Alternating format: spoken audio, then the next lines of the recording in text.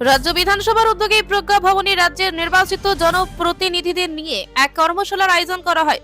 সকল বিভাগে জনপ্রতিনিধিদের দায়িত্ব এবং জবাবদিহিতা শীর্ষক এই কর্মশালায় বক্তব্য রাখেন মুখ্যমন্ত্রী অধ্যাপক ডক্টর মানিক সাহা, রাজ্যসভার ডেপুটি চেয়ারম্যান হরিবংশ নারায়ণ সিং সহ অন্যান্যরা। এই কর্মশালায় বক্তব্য রাখতে গিয়ে মুখ্যমন্ত্রী বলেন, ভারত একটি বিরাট দেশ। এই দেশের গণতন্ত্র পৃথিবীর মধ্যে বৃহৎ। দেশকে শক্তিশালী গণতান্ত্রিক রাষ্ট্র হিসেবে প্রতিষ্ঠা করার লক্ষ্যে প্রধানমন্ত্রী নরেন্দ্র মোদী ব্যাপক উদ্যোগ গ্রহণ করেছেন। এর সুফল আমরা পাচ্ছি। মুখ্যমন্ত্রী বলেন, সংবিধানের মধ্যেই সবকিছু লেখা রয়েছে। সংবিধান প্রতিটি নাগরিককে অধিকার দিয়েছে।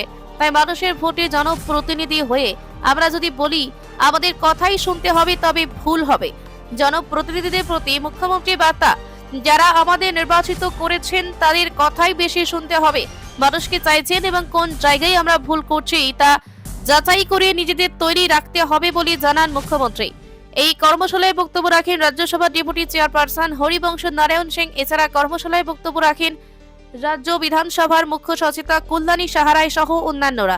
কর্মশালায় ত্রিস্তরীয় পঞ্চায়েতে জনপ্রতিনিধিরাও অংশগ্রহণ করেন। এবং যখন যত বেশি কাজ করবে, বহু লোক আছে, আপনার হিস্ট্রি যদি দেখেন আপনারা দেখবেন ওনারা এত মানুষের জন্য কাজ করেছেন। আর মানুষ, আমরা যদি মনে করি যে আমাদের দেখছে না, সব দেখছে। এবং কেউ যদি মনে করে যে আমি শক্তির জোরে, আমার অর্থ বলে বা আমার কিছু কলা কৌশলের মাধ্যমে আমি মানুষের মন জয় করবো, এর থেকে আমার মনে হয় উনি মূর্খের স্বর্গে বাস করেন। হবে না, থাকবে না, এর জন্য চলে যায় এক এক সময়। ঠিক আছে, অনেক সময় অনেক জায়গায় আমাদের কায়দা কানুন থাকে, সেগুলো খেলার যেরকম হয়, খেলার মধ্যে কৌশল সেটা এক জায়গায়।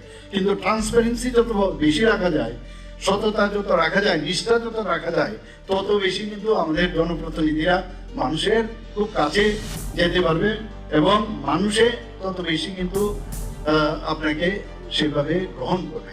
গ্রহণযোগ্যতা হচ্ছে সবচেয়ে বড়। আমি কতটুকু মানুষের অ্যাকসেপ্টেবল হবো তার উপর ডিপেন্ড করে। আমি বলছি না যে আমরা যেটা ঠিক করছি এটাই ঠিক, কিন্তু এই কারণেই অনেক মানুষের সাথে যখন কথাবার্তা বলা যায়, তারপরে বোঝা যায় যে আমি ঠিক করছি কি ঠিক করছি না। পরীক্ষার সময় খালি আমি রেজাল্টের জন্য আমি বসে রইলাম, আর এতে যদি আমি মনে করি যে আমি ঠিক করেছি, এবং তার রেজাল্ট তবেই ভালো আসবে যদি আমি সারা বছর কাজ করি। তো আমি এই জায়গার মধ্যে এটাই বলবো যে আমাদের আজকে আইনগত ভাবে যেমন আমাদের বাধ্যবাধকতা যেমন থাকে, আবার নৈতিকতার কিন্তু আরেকটা ভেরি ইম্পর্টেন্ট। অনৈতিকতার লোক ব্যক্তি কিন্তু সহজে নৈতিকতার দিকে আসতে চায় না, আর যারা নৈতিকতা নিয়ে চলতে চায় ওদের দেখবেন অনৈতিকতার দিকে কিন্তু যায় না। এটা একটা ইনবর্ন ক্যারেক্টার। আবার নিজেকেও কিন্তু অনেক সময় চেষ্টা করলে নিজেকে সেটাকে চেঞ্জ করা যায়। আমরা অনেক সময় অনেককে ভাবি যে আজও রোড পরিবর্তন কোনোদিনই সম্ভব না, কিন্তু একটা বার যদি আমরা ভাবি, বসি, একবার যদি আমরা কনসেন্ট্রেট করি, যেখানে যে জায়গায় থাকি সেখানে যদি আজকে আমি ঘর থেকে বেরোচ্ছি, আজকে মানুষের জন্য আমি কাজ করবো, রাত্রিবেলা আগের থেকে লিখে রাখলাম যে কালকে আমি কোন কোন জায়গায় যাব, মানুষের জন্য কি কি লাভ হবে, তাহলে দেখবেন আপনি সেই রেজাল্ট আপনি আগামী দিন পাবেন।